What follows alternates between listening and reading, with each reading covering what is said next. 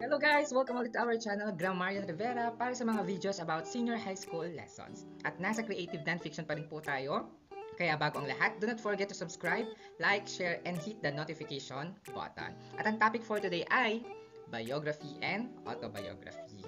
It is said here that the purpose of biographies and autobiographies is to satisfy our curiosity, to inform us about the effect people have on the world, and even to entertain us.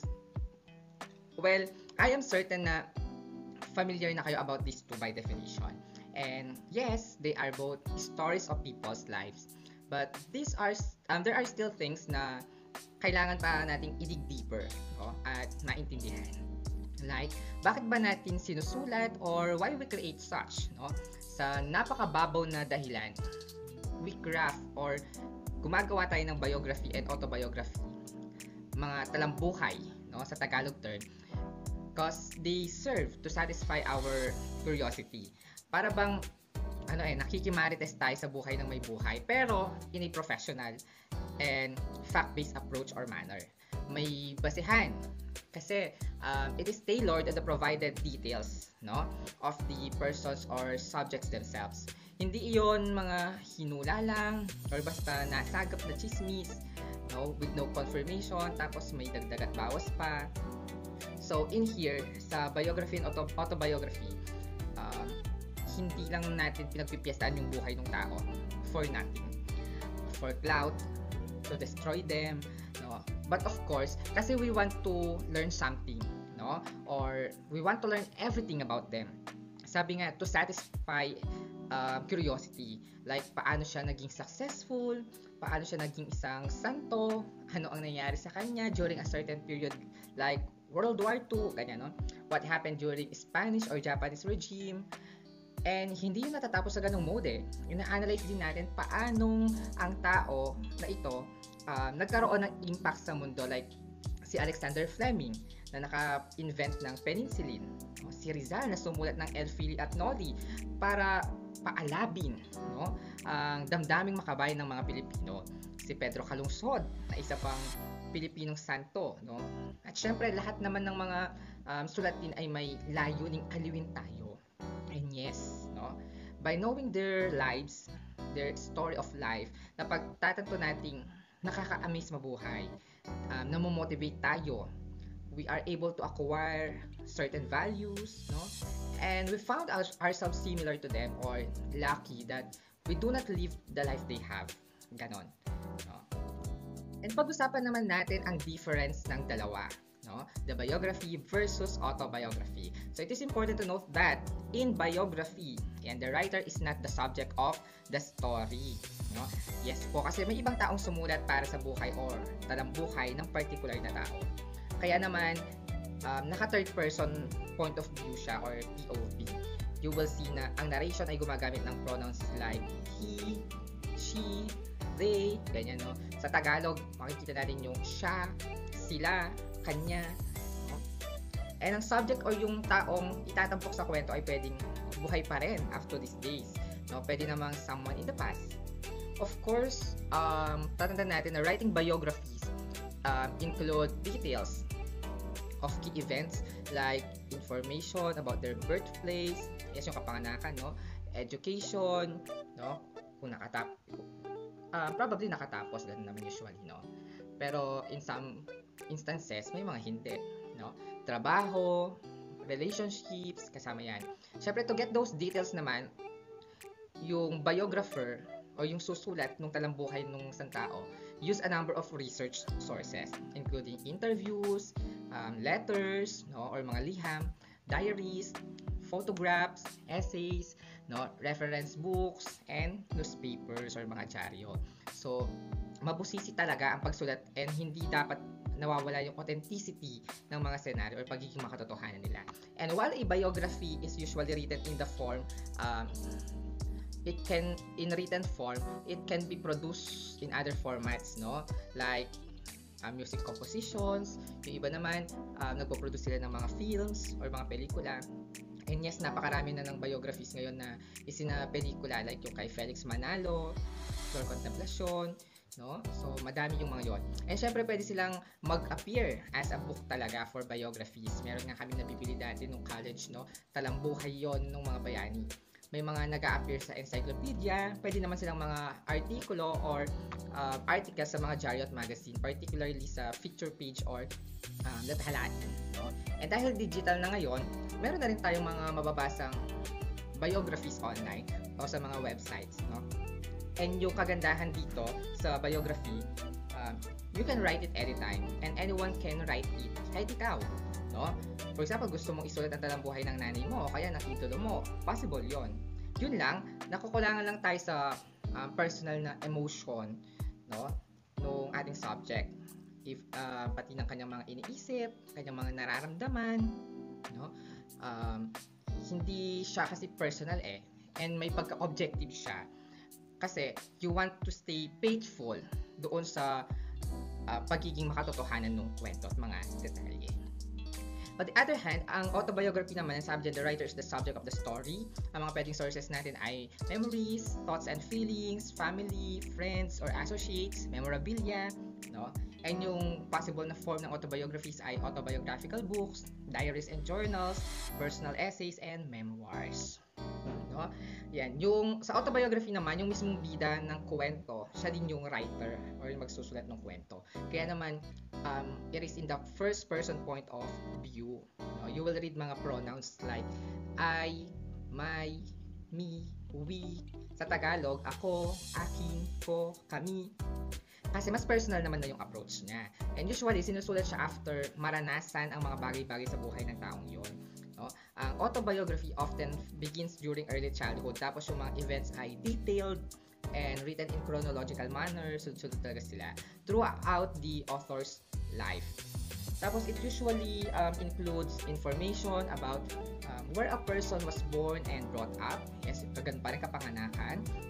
Saan siya nag-aral, education pa din, no? Yung kanyang career or karera, the life experiences, mga challenges or struggles, and of course kasama yung mga achievements niya as much as possible. And dahil ikaw na nga yung writer ng sarili mong kwento, may easy access ka ngayon sa mga information because you have your diary, your memories, your feelings, no, and thoughts. Pwede mong halukayin yon at i-integrate doon sa sinusulat mo.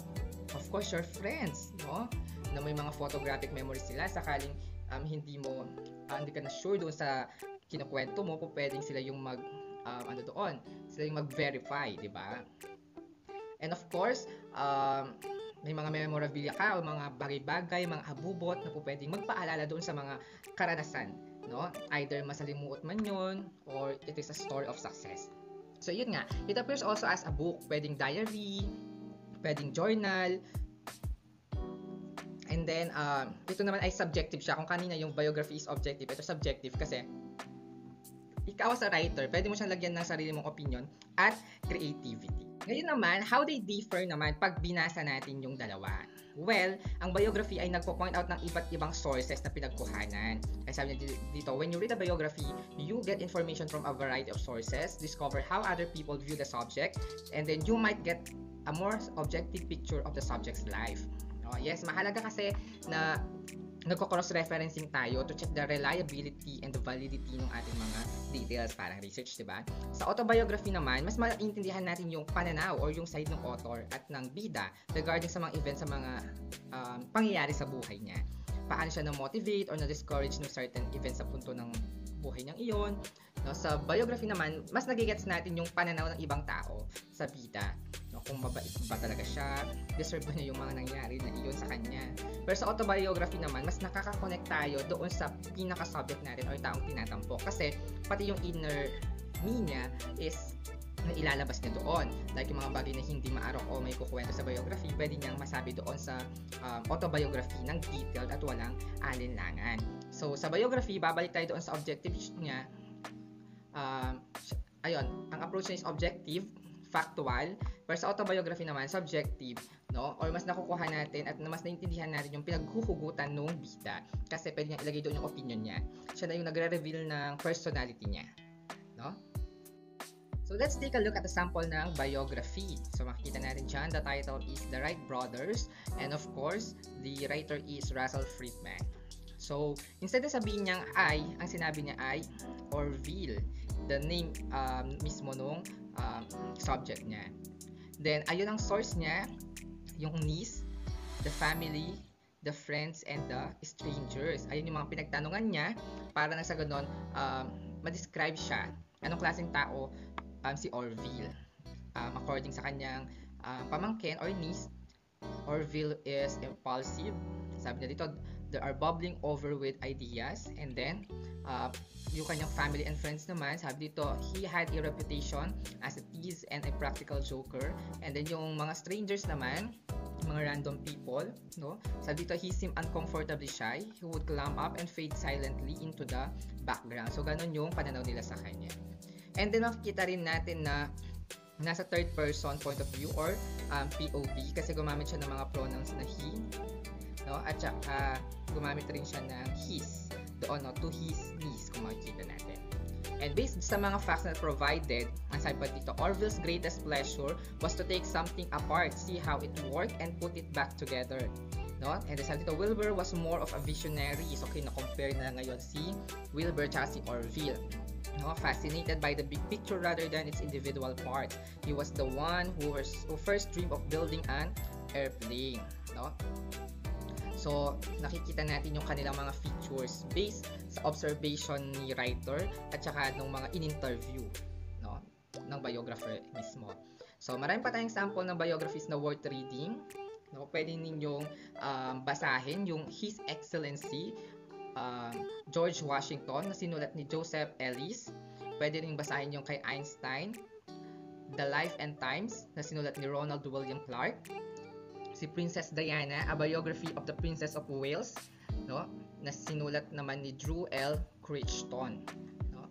And of course, may mga films na din tayo or isinapelikulang biographies or mga talambuhay, kagaya ng General Luna na sinulat na dinirehe or dinirect ni Gerolf Tarog, Martyr or Murderer by Darrell Yap, Jose Rizal by Marilu Diaz Abaya. So, ayun po mga yan. No? At marami pang iba siya. Dito naman sa autobiography, sa sample, so makikita natin agad, no? It chooses first person point of view. Sabi dyan, I, my, no? Gumamit pa siya ng me.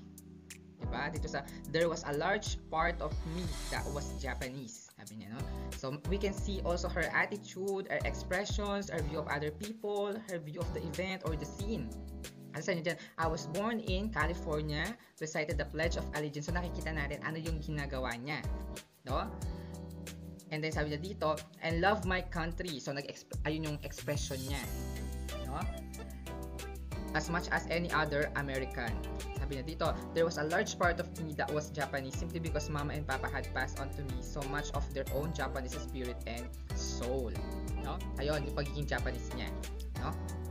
And of course, yung mga views niya sa mga nangyayari, kasi sabi niya dito, their own values of loyalty, honor, self-discipline, love, and respect for one's parents, teachers, and superiors were all very much a part of me. So, ano yun, personal na yung pananaw yun, no? There was also my name, which teachers could not seem to pronounce. So, ayun, parang ano yung observation niya. So, nasasabi niya, no? Yung mga inner thoughts niya. So, kontrolado niya yung mga isusulat niya ngayon dito. So, nagagawa natin malaman yung mga iniisip niya, nararamdaman niya, kasi mas personal nga yung approach. At yung mga iba pang autobiographies na talagang tatak world class and pinag-aaralan din in world masterpieces. Usually pagdating ng college, no? Pwede nating basahin itong mga to. The Story of My Life by Helen Keller. The Diary of a Young Girl by Anne Frank.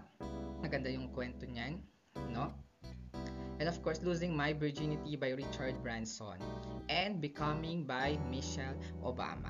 No? Take time to read them para mag-gets natin yung difference. Pero ganun lang naman yung difference ng dalawa, ng autobiography at ng biography. Pag biography, third person. Pag autobiography, first person. So, natapos na naman tayo sa isang makbulong talakayan. I hope you understand it and natuto kayo. For more videos, keep tuning in. At salamat sa inyong pagsubaybay at pagsama sa akin lagi. Thank you guys and bye!